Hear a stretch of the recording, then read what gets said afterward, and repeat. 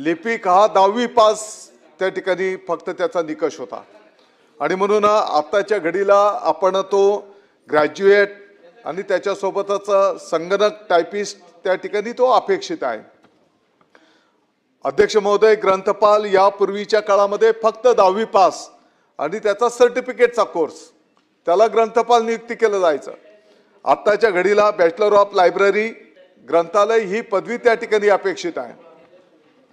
प्रयोगशाळा सहाय्यक सभापती महोदय 10वी पास असलेला त्या ठिकाणी त्याला नियुक्ती केली जायची आणि म्हणून ते सांगितलं मी। पहिल्या प्रश्नाचं उत्तर ऑलरेडी जे काही 2025चा हा स्टे देण्याच्या आधीचं जे काही आहे ती जी काही विहित पद्धती आहे ती तपासून घेतली जाईल। त्या विहित 25ला झालं, 1.5 वर्ष कुठं झालंय, आपण 26 मध्ये आहोत आणि म्हणून सभापती महोदय विहित कार्यपद्धती ती तपासून घेऊ आणि त्या संदर्भातला उचित निर्णय करू आणि आताच्या भविष्याच्या काळाच्या दृष्टिकोनातनं हे 1981चे जे नियम आहेत त्याच्यामध्ये बदल करून आपण पुढच्या काळामध्ये त्याची भरती प्रक्रिया घेण्याचा निर्णय त्या ठिकाणी नियोजित करतो आहोत। विक्रम काळे बोला, पण जसं स्पेसिफिक प्रश्न सदस्य विचारतायत तसं मंत्री महोदयांनी जरी स्पेसिफिक उत्तर दिलं तरी माझी काही हरकत नाही। सभापती महोदय या सभागृहामध्ये आपलं उच्च सभागृह आहे आणि आपण प्रश्न जो आम्ही लावतो तो मोठ्या आशेने की प्रश्न सुटावेत। आता अधिवेशन काही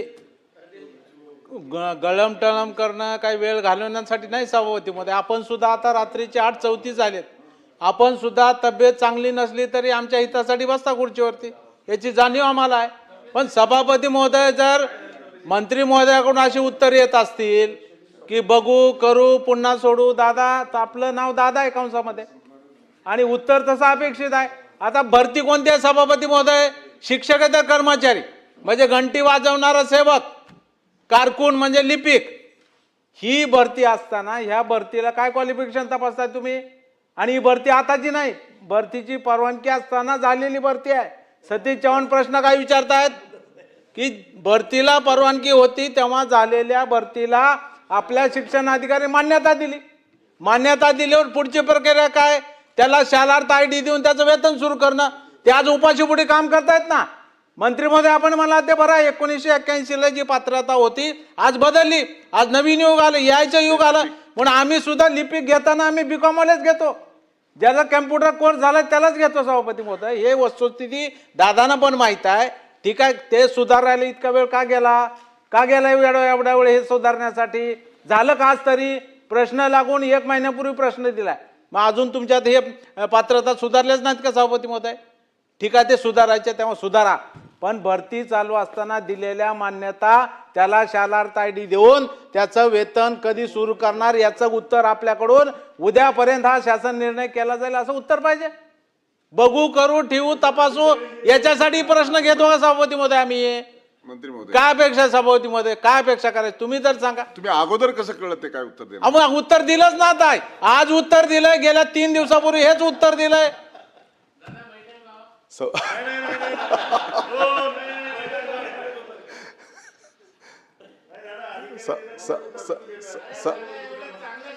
सभापती महोदय, सन्माननीय ज्येष्ठ सदस्य विक्रमजी काळे गुरुजींनी जो मुद्दा उपस्थित केलाय मी अतिशय स्पष्टपणे सांगितलं की त्या कालावधीमध्ये तुम्ही जे बोलतायत त्या कालावधीतली भरती जर विहित कार्यपद्धती जी काही आहे त्या कार्य, अरे एक ऐका ना, परवानगी दिल्याच्या नंतर भरतीची प्रक्रियेचे कार्यपद्धती आहे की नाही? हा, तुम्ही ऐकून तर घेणार की नाही? ऐका, त्यांचं समाधान आहे, ऐका ना। त्या विहित कार्यपद्धतीप्रमाणे जी भरती झालेली असेल त्याची तपासणी करून त्यांना मान्यता देण्यात येईल। 1 महिन्याच्या आत ही प्रक्रिया पूर्ण करणार। आणि दुसरं जे काही आहे अर्हता निश्चित करणं, काळे सर आपण जे काही सांगितलेलं आहे की त्या काळातल्या परिस्थितीनुसार ती पदं होती, ते क्वालिफिकेशन आता दादा, होतं. एक महिन्यामध्ये आता आताच्या घडीला आताच्या पद्धतीप्रमाणे आपल्याला एक महिन्यासाठी ते समाधानी आहेत. अजून काही कमी करता आलं वेळ तर आणि बघा.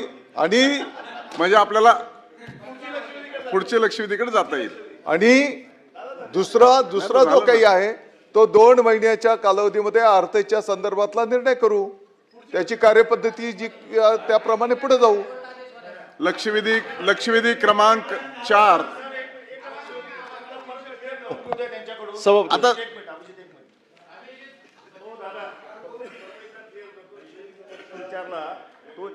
त्यात आपण निर्णय घ्यायचं जाहीर केलं ना. आता पुन्हा असं फिरून प्रश्न विचारणं योग्य होणार नाही.